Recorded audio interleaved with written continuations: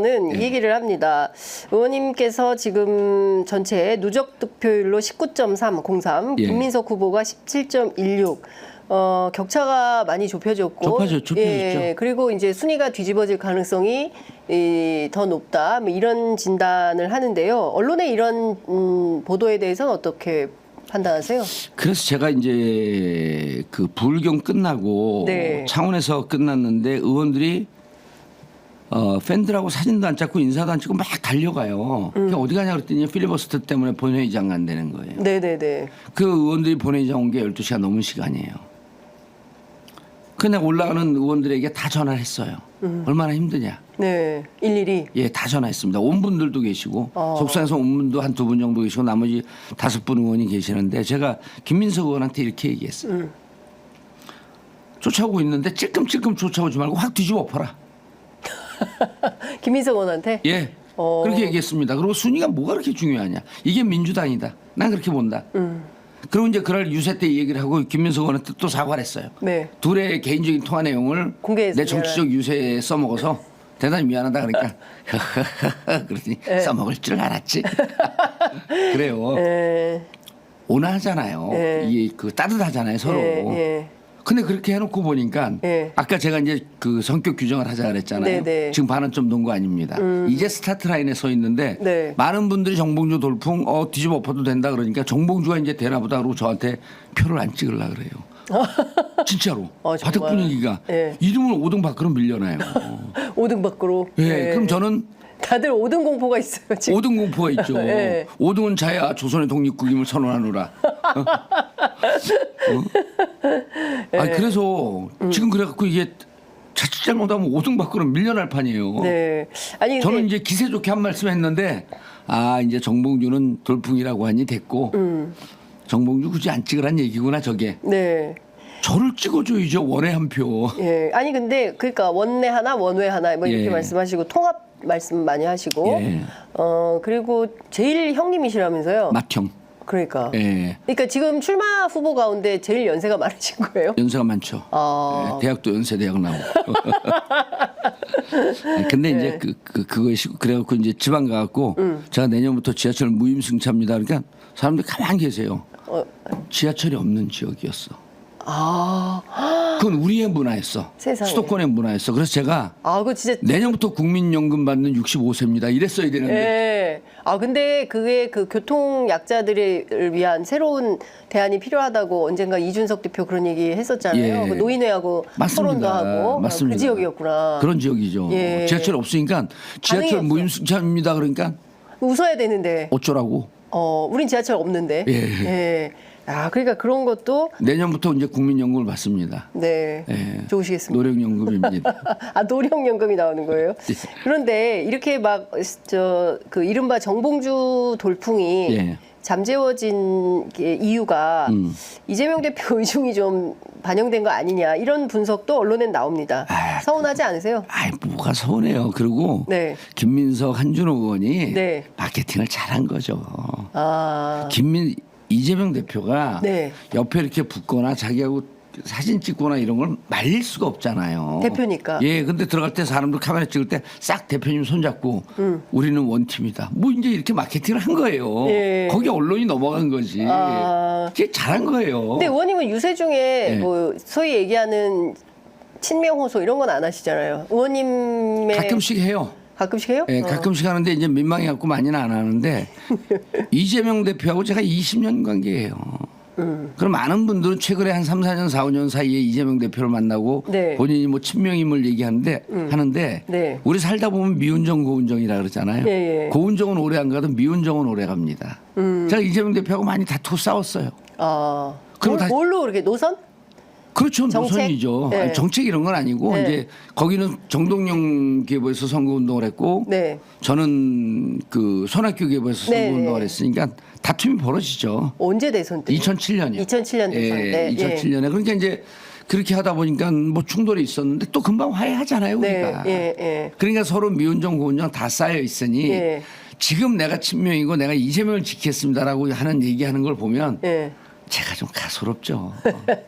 생각해 보면 사실 정치 의원님 먼저 시작하신 거죠? 비슷한 시기에 했어요. 이재명 대표도 그때부터 준비했는데 네. 기회를 못 받았죠. 2004년도 또 국회의원 출마하고 싶었었고 네, 네. 2006년도에는 성남시장 출마했고 안 된 거로 저는 알고 있고요. 예. 그래서 2000년이 넘어오자 586, 386이죠. 그때는 네, 386들이 대거 정치에 투입되던 시기. 네, 네. 김대중 대통령께서 젊은 피라고 하는 표현도 젊은 썼잖아요. 피수열. 예.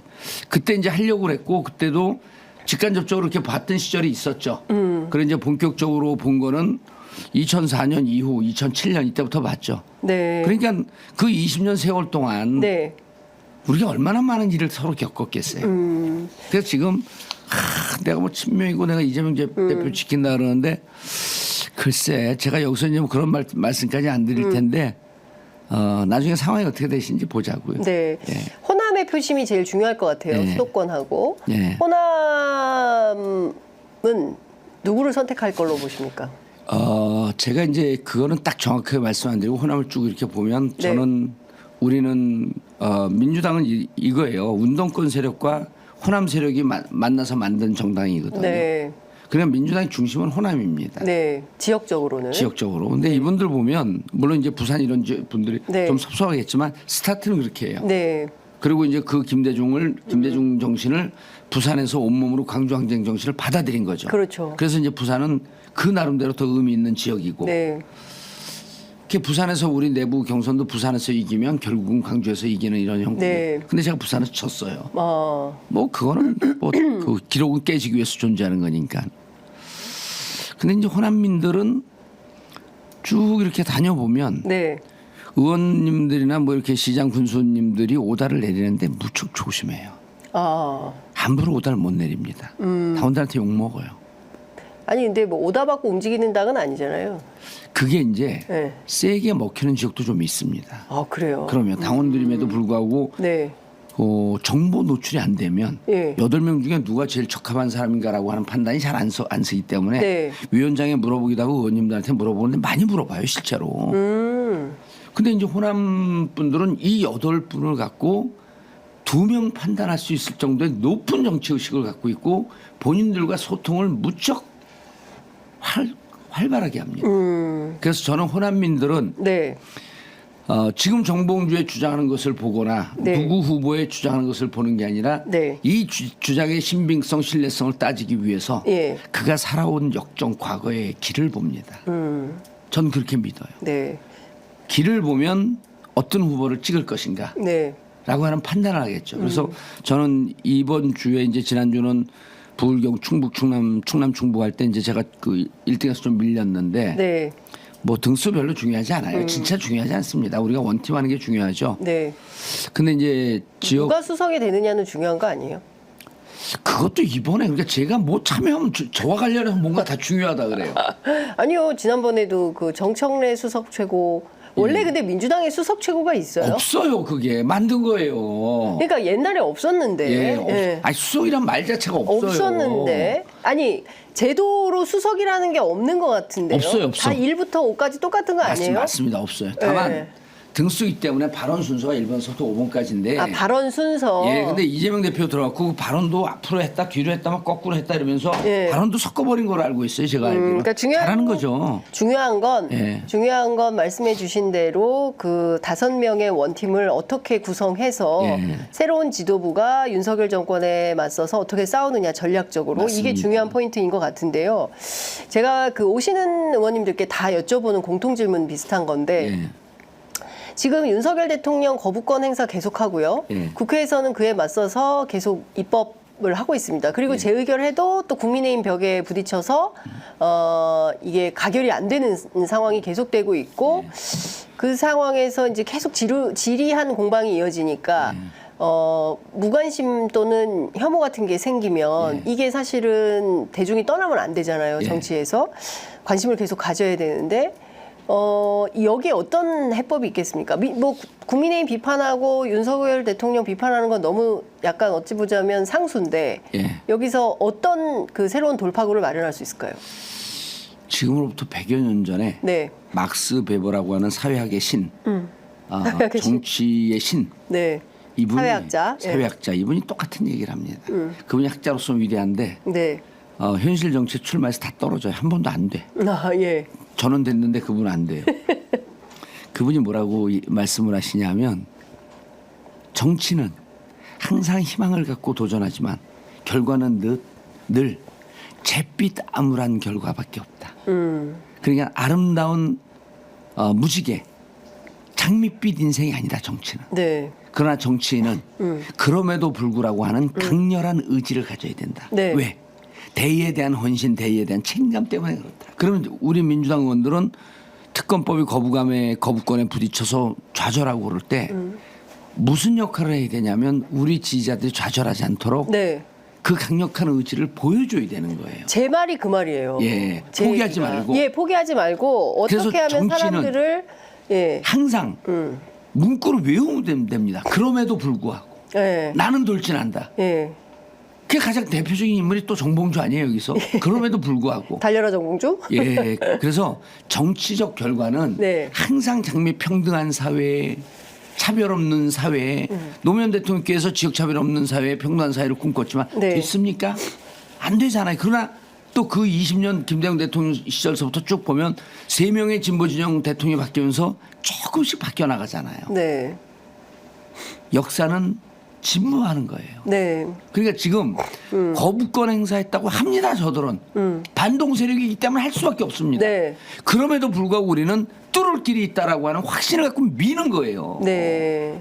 그러니까 지금 국회에서 보면 예. 법사위에서 청문회 계속하고 있고요. 예. 과방위에서도 이진숙 인사청문회를 포함해서 상임위가 가장 기민하고 빠르게 돌아가는 두 상임위고. 잘하고 있잖아요. 예, 얼마나 잘합니까? 최근에 예, 그렇죠. 최근에 팀원 뭐 위메프 사태 관련해서 뭐 민주당 그 야당 저 정무위원들도 뭐 적극적으로 활동을 하고 이제 국회를 베이스로 한 활동들은 이렇게 전개가 좀 되고 있고 되고 다음 있고 단계로 하면서 네, 동시에 민주당 의원들을 찍은 국민들은 정치적 효능감이 높아졌어요.